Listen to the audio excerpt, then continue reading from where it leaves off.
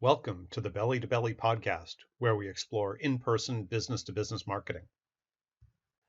This episode is brought to you by Meet, the company that helps international companies exhibit at U.S. trade shows. Check them out at meetroi.com.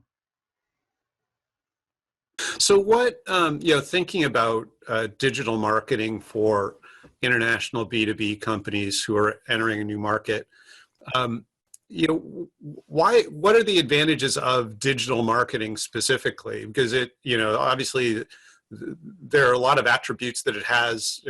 Our focus is in person, which is quite a bit different. Obviously they complement each other, but what are the advantages of digital in particular for market entry? So we could do a 4-hour segment just on this topic, but the reality is it's just where people are searching right now. So there's no more Thomas Register. And again, I'm hearing the groans from the Thomas Register. But it used to be the Bible for manufacturers. That's where manufacturers and B2B people went for. It's largely gone at this point. People have been given, in Google we trust. So people go to Google and they start doing their research. And if you're not showing up, you're missing opportunity.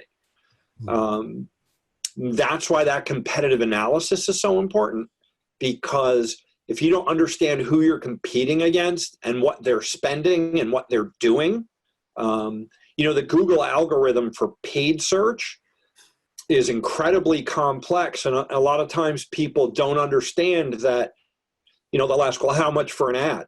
Well, that answer is largely based on who else is buying ads.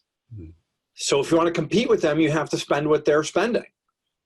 That makes sense. So Yellow Pages is gone. Trade journals are gone. Trade shows have shifted.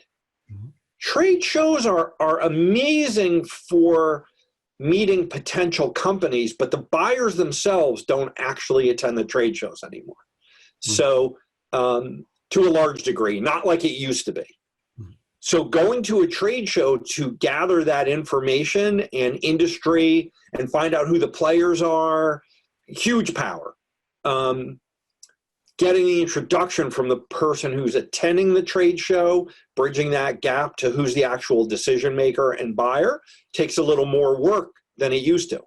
But if you're, even in the US, if you're a 100-year-old manufacturing company looking for business buyers, and this is true of business services as well. I don't mean to pick on the manufacturers. 20 years ago, your marketing was trade journals, trade shows, and the Thomas Register. That's it. That's what you did. If you were regional, if you were local, you probably throw in Yellow Pages as well. So let me hop in for a moment, because we're kind of not talking about digital marketing as much as the other types of marketing. So, thinking about if we think of market entry in 3 basic phases. One is sort of pre-departure. In other words, they're on their shore. Maybe they're exporting, or even doing some pre-market testing. Then maybe their phase 2 might be in market, but through partners. And phase 3 might be in market with their own team or resources and facilities. So thinking about that first phase in particular, are there some digital marketing strategies, or maybe what in particular, thinking about, maybe they haven't fully made up their mind in terms of actually should they enter the market or what geography they should locate in. Obviously, for example, coming to the US, huge geography and very different regional strengths. Are there some things, some unique strategies that you might do pre-market entry to seed the ground? So surveys, and surveys, right? They're reaching out to the partner channel, reaching out to the direct consumer channel. What are your buying habits? Doing research. Offering some incentive, $10 Amazon gift card goes a long way. I'm actually shocked at how well that works for some things. Setting up a US based, if you're not a .com, if you're a .cn or a .eu or a .whatever, Setting up a .com US-based website only for the US market has a huge advantage unless you're already worldwide. So I would add to those layers that you described of, first, second, or third level entry point. Really, how big is your footprint, right? Are you going worldwide? Are you just in, Switzerland, and now you want to get into the US? Very different than creating one website. And, you've been to global websites. If you go to, worldwide manufacturers, the first thing that comes up is a map of the world, and it says, click your country, right?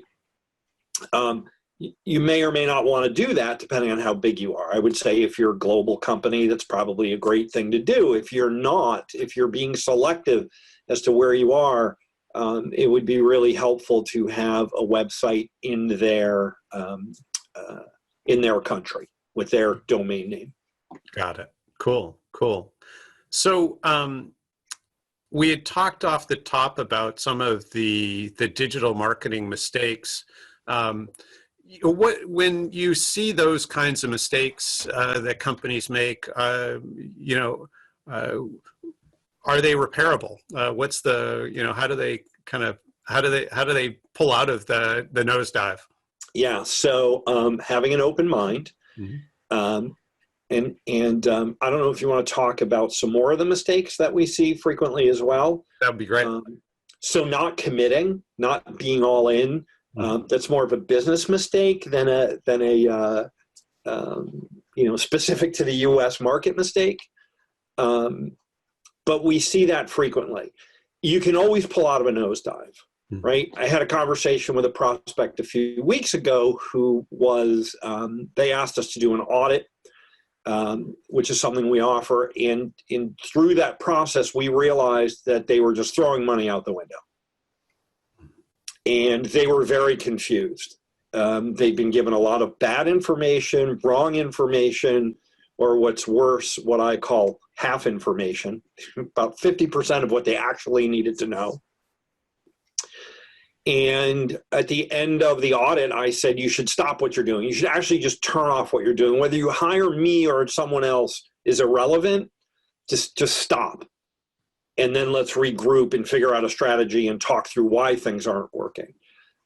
So yes, you can always pull out of the nosedive. You can always stop. You can always pivot. Part of the really cool thing about digital marketing is to varying degrees, you can turn it on and off, and you can always adjust. And if you find even organic keywords, which can take months for Google to catch up and start indexing your pages, if you realize over time that the organic keywords that you're doing are not performing, or not the keywords you wanted to be found under, or driving the wrong kind of traffic, you can adjust. It takes a little while, but you can always pivot. The power of paid search on the internet, and this is true with anything paid. This is true with Facebook ads, Google ads, retargeting, remarketing, anything you would pay for. If you're doing it the right way, you're creating multiple ad sets from the beginning, and you're constantly A/B testing which ads are generating the highest conversion rates, which ones aren't. You can turn things on and off. What's really interesting is we have clients who, when things get slow, they double down the spend and throw more ads up. And then we have the same client or different clients in the same vertical market who, when things get slow, they turn things down. They want to, like, well, we gotta hunker down and save the war chest. They both work. They're just two very different. I would put forth that the ones who double down and spend more are going to gain market share faster, and I think the data supports that. But I understand the other methodology as well. Sure. Yeah, no, and it's so situational, I suppose. Those decisions. Thank you for joining us on today's podcast. Feel free to reach out if you have any questions or we can be of any service. Like us if you'd like to stay in the know on current episodes.